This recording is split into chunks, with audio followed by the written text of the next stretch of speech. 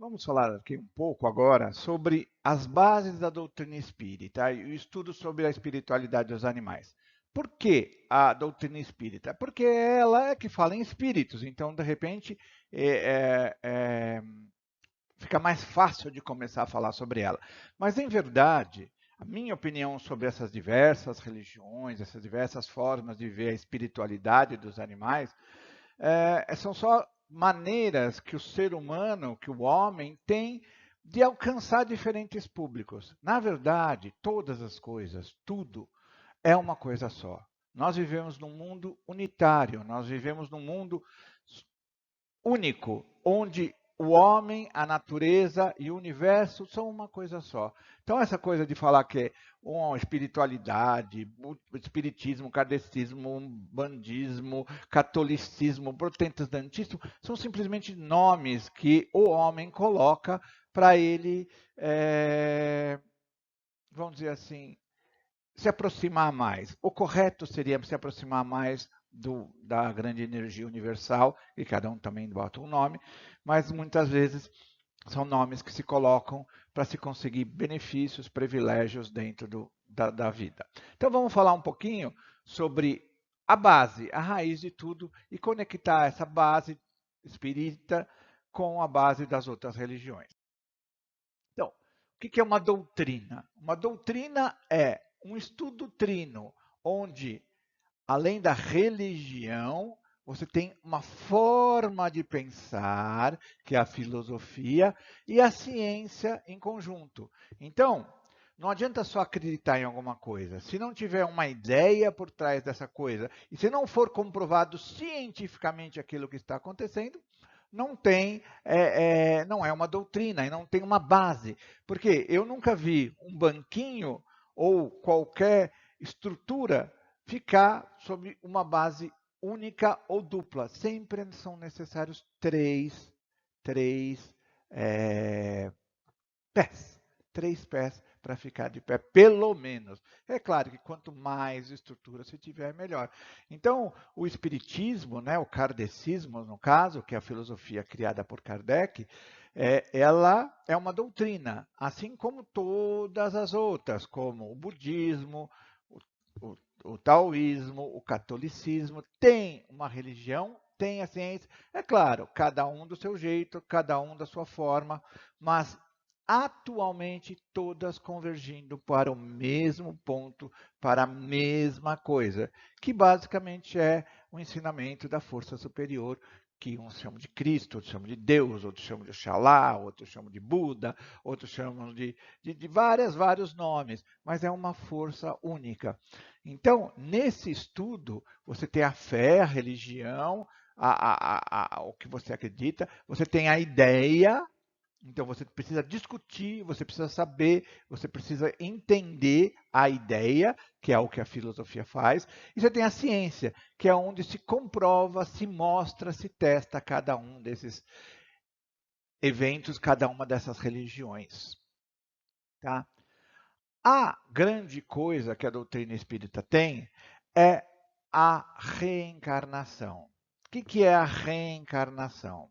É a possibilidade de você evoluir através de mudar várias encarnações, várias passagens dentro da carne. Então, você pode começar com uma pessoa que era mais primitiva, com o tempo, com as encarnações, com as experiências, você vai começando a evoluir e a chegar mais próximo de espíritos, de energias, de coisas mais evoluídas. Então, a reencarnação, se você for ver, ela está presente em quase todas as religiões. No budismo, no taoísmo, o próprio judaísmo fala sobre isso. Os protestantes, algumas igrejas protestantes, dizem: você morre e você vai ficar em suspensão, num lugar, vai ficar num lugar onde você vai ser julgado e vai falar para onde você vai. Alguns vão para o céu, outros vão para o inferno. Em minha concepção, isso também é reencarnação. Se você é julgado o juiz fala, você tem que voltar para fazer outra coisa de novo, para aprender mais. Aí ele vai te encaminhar ou para o céu, para esferas mais altas, ou para o inferno, para esferas mais baixas, que não são locais assim, tipo, olha, um lugar maravilhoso, bonito, mas é um lugar onde você vai continuar a sua caminhada. Então eu vejo que todas as religiões têm muito do componente reencarnacionista. O próprio Cristo, que todo mundo, grande maioria da população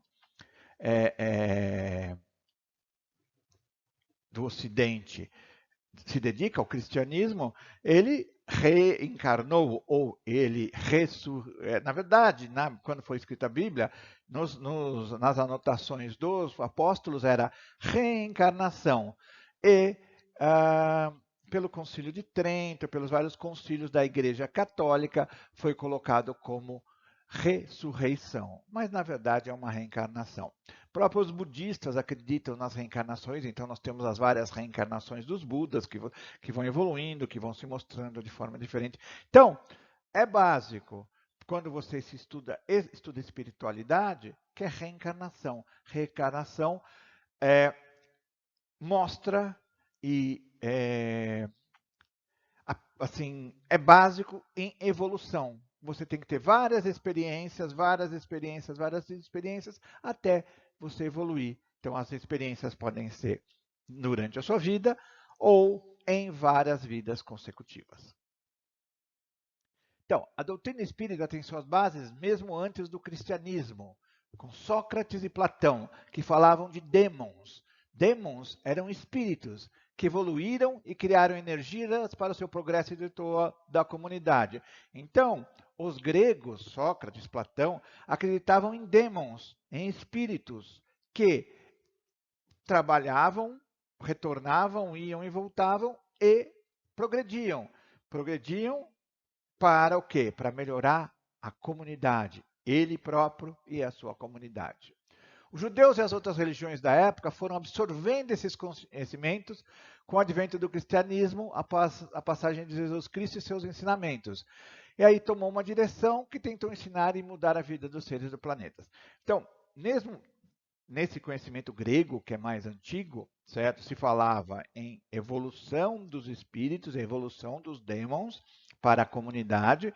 Isso foi com certeza absorvido pelos judeus da época, pelas outras religiões da época, e com o Cristo, apesar de, por exemplo, os judeus não acreditarem que o Messias, que o Cristo veio, eles foram absorvendo, foram colocando dentro das suas ideias a ideia das reencarnações, a ideia de evolução e do progresso espiritual e, em especial, o progresso através do amor. Então, quando a gente fala, por que demônio acharam que era coisa ruim? Por que a espiritualidade, essas igrejas espíritas são tão... se tem tanto preconceito? Porque se associou demon, espírito, com demônio. Então, o espírito que estava lá evoluindo, ele pode fazer besteira. Você na sua casa, de vez em quando, faz besteira, derruba uma coisa, quebra uma coisa, fala uma besteira. Então, é só isso. Só que pessoas interessadas em se aproveitar usaram esse termo para falar, não, demon é espírito, é demônio, é uma coisa ruim. E nós temos que combater isso daí. Sendo que, na verdade, são simplesmente os dois passos, as duas bandejas da balança. Não dá para ter nada desequilibrado. Então você tem que ter o espírito e tem que ter o lado negativo e o positivo de tudo. Esses medos e demônios de alma é simplesmente assim, eu tenho medo de alma. Isso é muito comum as pessoas falarem, eu tenho medo de alma, eu tenho medo de demônio. Na verdade, não, é por não entender. Se você for ver, contamos aqui, né, onde eu trabalho, que Jesus Cristo é uma pessoa especial, mas o irmão dele, Lúcifer, também é uma pessoa especial. Por quê? Porque Jesus Cristo ficou com a parte boa. Então tudo que é bom, e tudo que é ruim vai para Lúcifer. O que é mais difícil? O que evolui mais? Se bem que eles estão juntos trabalhando, mas o que evolui mais? O que só ajuda ou o que é culpado de tudo? Mesmo sem ser não sendo culpado. Então, os dois estão evoluindo e os dois trabalham juntos e crescem juntos. Então, isso é muito importante, entender que espírito, que demônio, não existe nada. Existem energias que estão evoluindo e se equilibrando. Então, aí, essa pessoa que veio aqui, o Cristo, que pelos espíritas é considerado o governador de nosso planeta, o responsável pelo nosso planeta, ele foi aqui na Terra um reformador da forma de viver e de nos relacionar com as outras pessoas e o ambiente, inclusive os animais. Cristo sempre respeitou qualquer pessoa e todos os animais.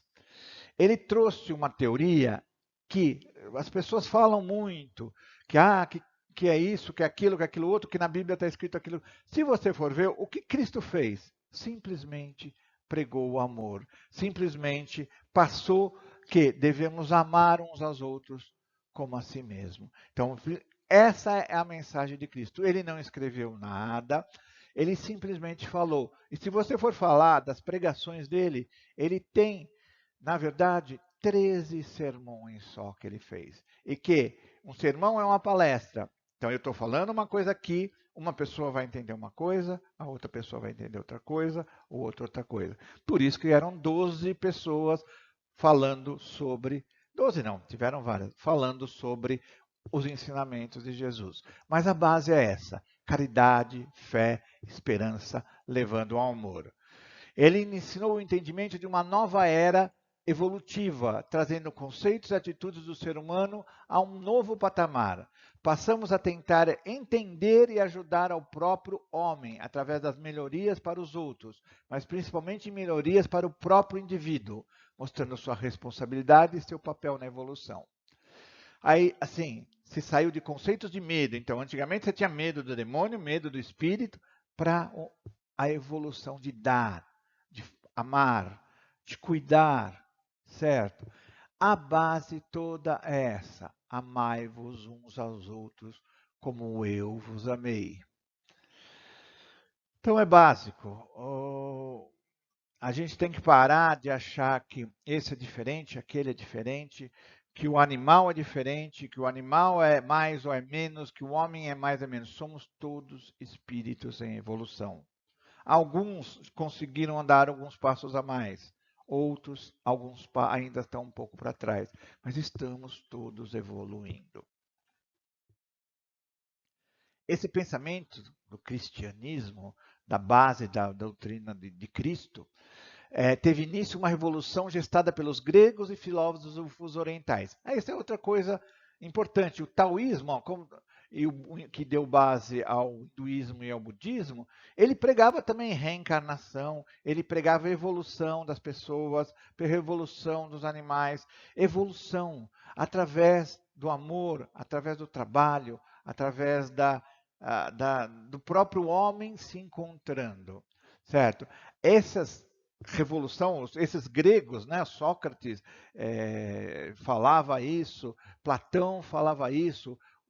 Ou, se você lê o Tao Te Ching, o Lao Tse, Confúcio, todos lidavam como homem importante para modificar, para trazer coisas boas. E o Cristo simplesmente veio trazer a conclusão disso tudo. A evolução do homem. Jesus Cristo, antes de tudo, foi um exemplo que, em uma era de primitivismo, veio mostrar a todos a possibilidade de se transformar uma sociedade.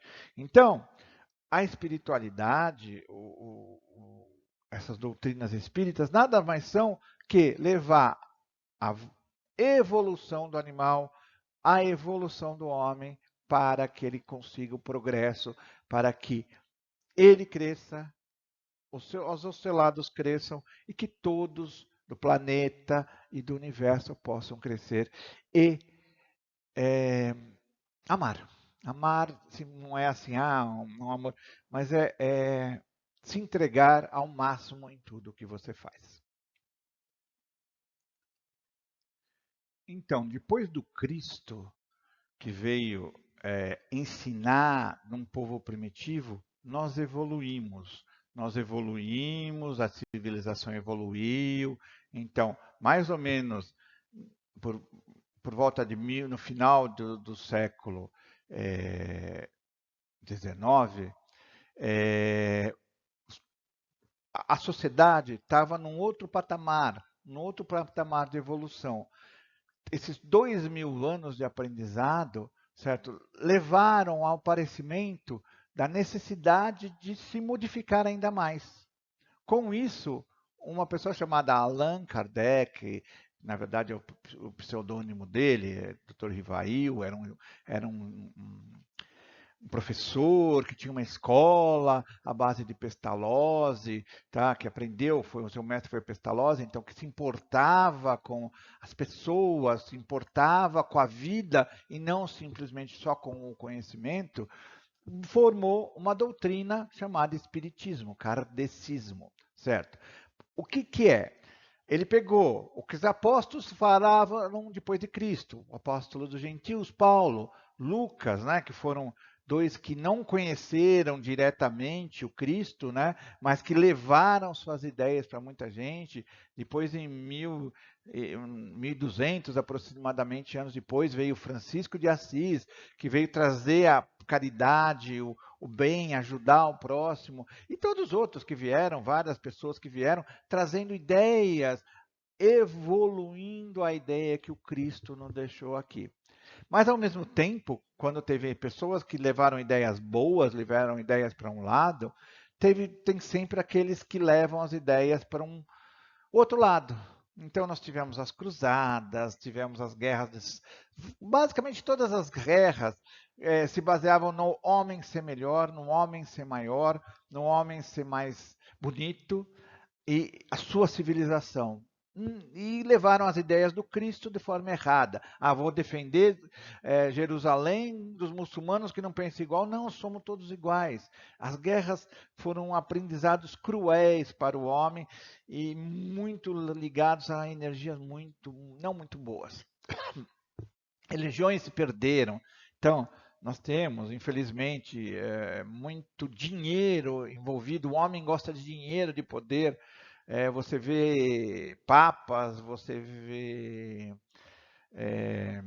líderes religiosos, pastores que só se importam com dinheiro, com a glória efêmera. Depois, eu, por exemplo, tive agora há pouco tempo vendo lá no Vaticano e tem igrejas maravilhosas, mas por exemplo, tinha uma estátua de um padre com a cara assim bravo, como se ele fosse poderoso, tipo, eu quero, vocês precisam me dar.